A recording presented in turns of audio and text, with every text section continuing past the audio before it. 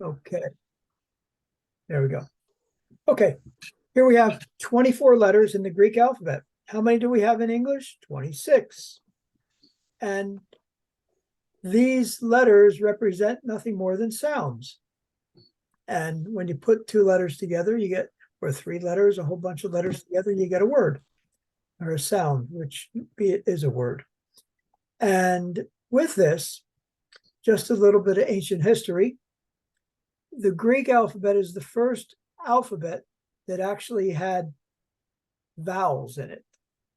The Hebrew and the ancient Phoenicians, from which the Greek alphabet is derived from, actually had no vowels. And the vowel sounds really are what make us able to pronounce words instead of just having a bunch of consonants. I always, whenever I looked at some of the Slovak languages, you have all these letters bunched together. I don't know how they say it, but sometimes it's it comes out very hard to pronounce. But the first letter is alpha, and here, if you can see this, I don't know, can I make it bigger? Is that bigger for you guys? Looks good. Okay. The first letter, like a capital A, and the small letter of the alphabet is almost looking like an A, and that's the A sound in English, alpha. The next letter, beta, is the B sound, and notice the big B is just like the English B. This small b is a little different. It has a little tail on the front part of it at the bottom. So it's the small letter. The next letter is the gamma. It's the G sound. And so it looks sort of, you ever play Hangman? The G, capital G, looks like the hangman. And then the small g sort of starts on the right. And let me see if I can actually trace it here. I have to get my stylet out. I don't know if I can actually trace it, but it starts here and comes down like that. Yeah, there we go. It sort of looks like this. So almost like the little ribbons that they have for breast cancer. It sort of looks like that. The next letter is the delta, the D, looks like a triangle for the capital letter. The small letter looks like an S with a little curly Q. So to do the delta, it goes like this. There, make an S and then bring it hoop around to connect it. So that's the delta. The epsilon is the short E. It's a short E. And the capital epsilon looks like the capital E. The small letter looks like, and I always like to do it like this, make it a curve and then a letter like that, sort of like an E. The next letter is the zeta, which is the Z sound. The capital zeta looks like a Z. And the small zeta starts out where you loop it down and then you go like that. So that's the zeta. And you ever notice in our letters that we have in our alphabet, the Z is at the end of the alphabet, while in the Greek, it's here as the 1, 2, 3, 4, 5, the sixth letter. And the reason is in Latin, they didn't have a Z in their alphabet until after they conquered the Greeks and assimilated their alphabet and sounds.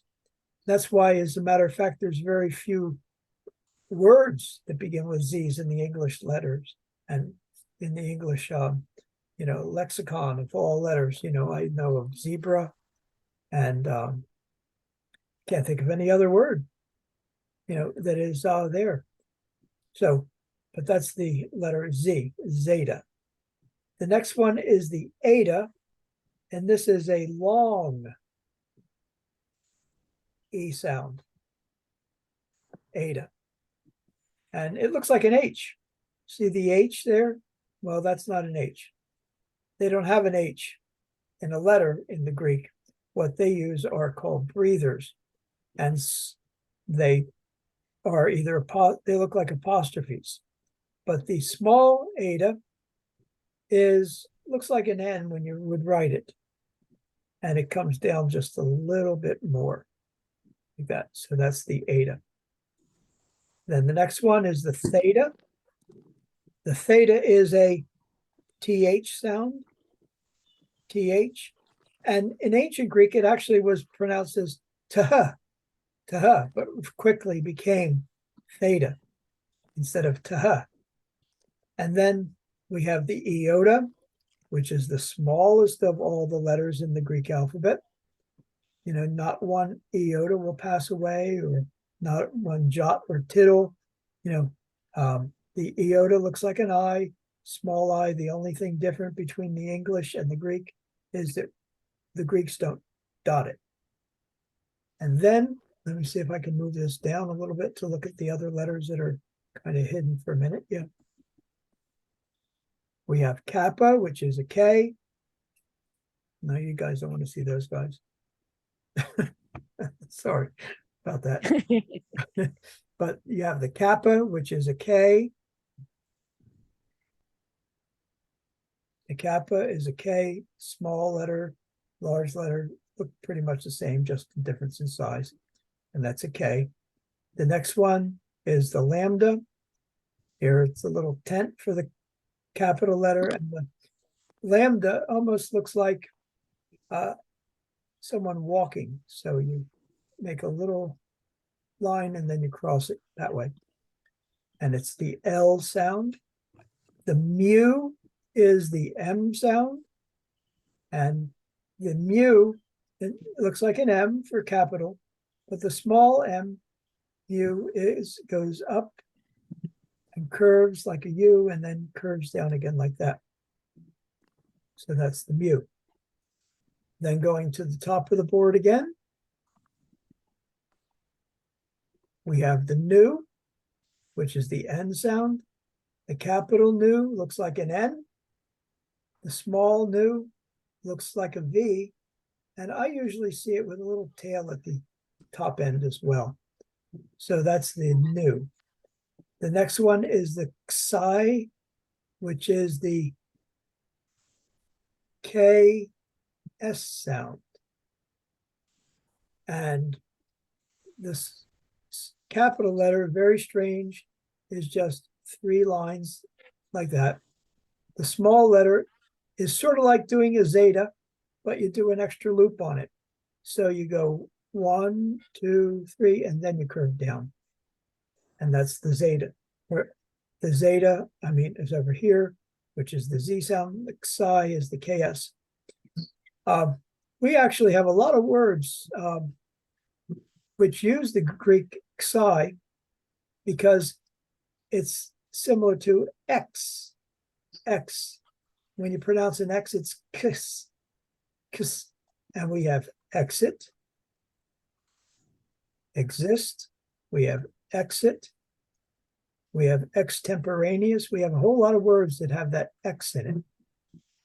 And the word X in Greek is epsilon with a xi there, and that means to go out. So exit and go out is right directly from the Greek. The next letter is the Omicron. Well, I don't think it needs too much explanation, except for the fact that this is the short O, the short O. And pi, if you have ever had any math geometry, pi is a very popular symbol used here. And pi is 2 lines with a top on the back. So that's pi. And it's the P sound. Sound like a P. Now, the next letter is the rho, which looks like a P, but it's not a P. It's the R sound. The P, the rho, and the capital letter looks like a P, just the same way as you do in English. And the rho starts low and curves down like that. So the rho, you can make rows A row of rows. How's that? Okay, so it looks like a P. The sigma is very interesting because it has two small letters. The sigma looks like that. You've probably seen it a lot of times in, I don't know, mathematics, the sum sound, the summation. But the small sigma is like this or like this. The S is the sound of it. And the difference between the small S is that in the body of the word, it is like this. Here, it's the S sound in the body of the word. But at the end of the word, it's always this. So if we were to spell a word, trying to think of one offhand,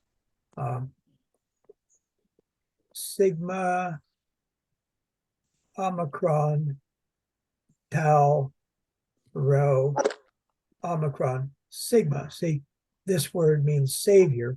Soteros. Soteros is the word for savior. And notice the first letter is a sigma, the last letter is a sigma, but they're different forms. Then you have the tau.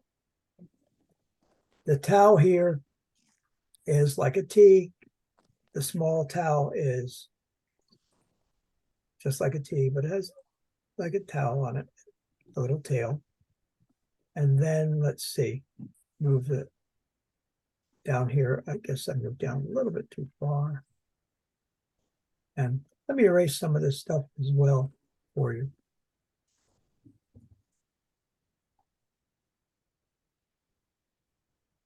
It's not going away. How about that? Okay, well.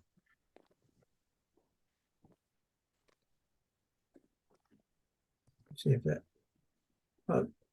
it should erase, but it's not. Okay, anyway, let's go back to the last few letters.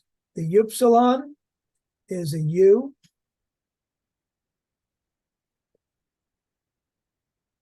The phi is the PH sound.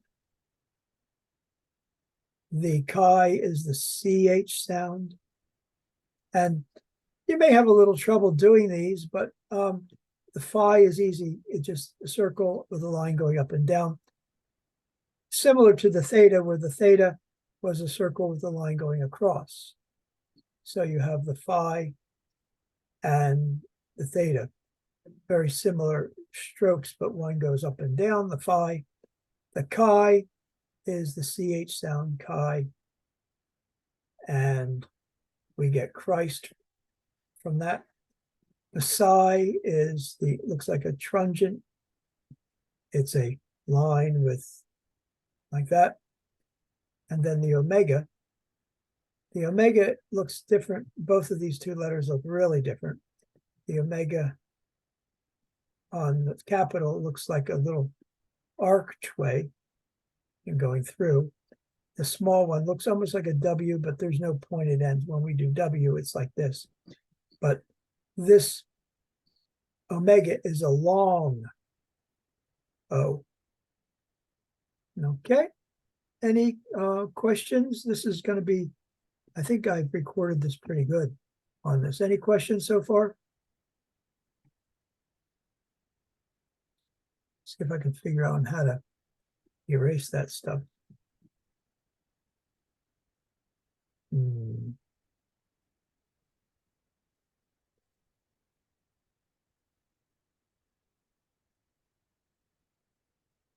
Okay. Any questions so far on the alphabet?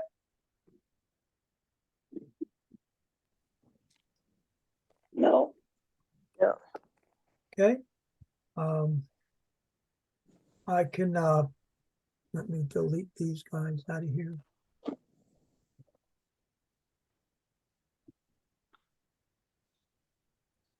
Okay, so I have the screen, and I need a little practice on figuring out how to erase these things, but that's basically the Greek alphabet. Let me see if I can give another whiteboard. That's what I want to do.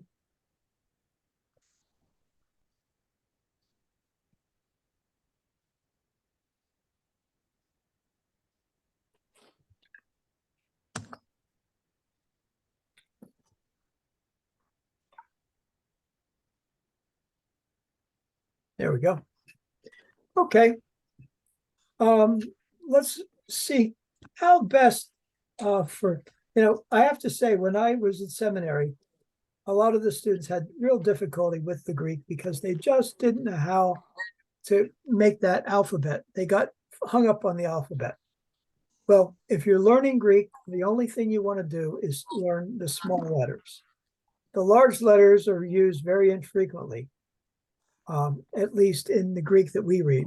Actually, in ancient Greek, they only wrote with large letters, but now we have the small letters called anchals, and they're used almost exclusively. But if you want to learn the Greek alphabet, just learn some words. Let's learn the word believe, or to see is pi, lambda, epsilon, pi, omega. And that's lepo, lepo, the word to see, and this is actually I see. So what letters do you have? You have pi, lambda, epsilon, I. See, I'm thinking in Greek here, and omega. Those are the letters. And so another word that you might look at is, here's one I like a lot. I do. I, that's iota chi theta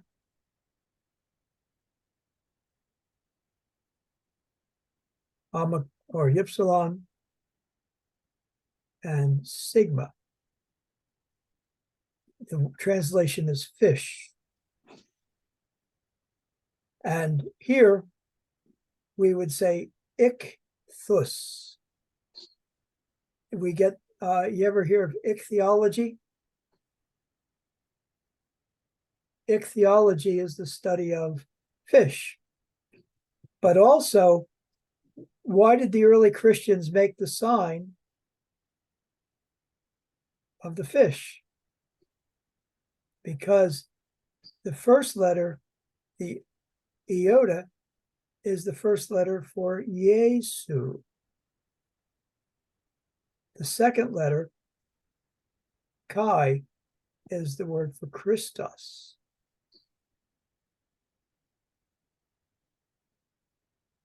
The next letter, theos, is the word for God. Theos meaning God. We get theology from that word. The next letter, the U, ypsilon, is huios, which is sun. And the last letter, sigma, is soter, soteros, which is savior. So when the early Christians would make the sign of the fish, they were saying, Jesus Christ, God's Son, Savior. And so we have the iota, chi, theta, epsilon, sigma. Okay. And in addition to that, let's say, if I can get rid of all this.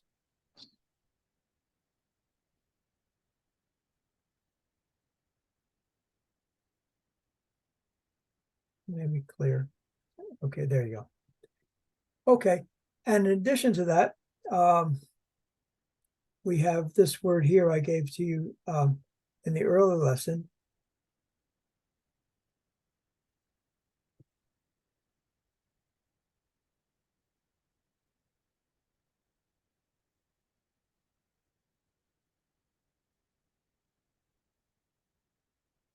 Okay. Let me write out the English equivalents. Let me tell you the letters first. Phi, iota, lambda, alpha, delta, epsilon, lambda, phi, omicron, sigma. And if I was to transliterate, it would be Phil, del, E, us, Philadelphus. The first letter here, the phi, the phi, the iota, the lambda is love. And the second word, adelphos, means brother. And you can see where the trademark for Philadelphia is the city of brotherly love. Does that make sense? Okay, are you still with me, people? Yep. Because I can't see anybody, but I'm here. okay. I'm here. Okay. Yeah. So Kel, is it Kel or Ken? Right? What? Kel still here? No, she had to leave. She Oh. sent a note in chat. Yeah. Okay, because I was giving her that particular just for her, but because she lives in Philadelphia or near Philadelphia. Yeah, she had to go. Oh, okay. Okay, now I have 5 people still here. Mhm. Do you want to learn more or do you want to wrap up?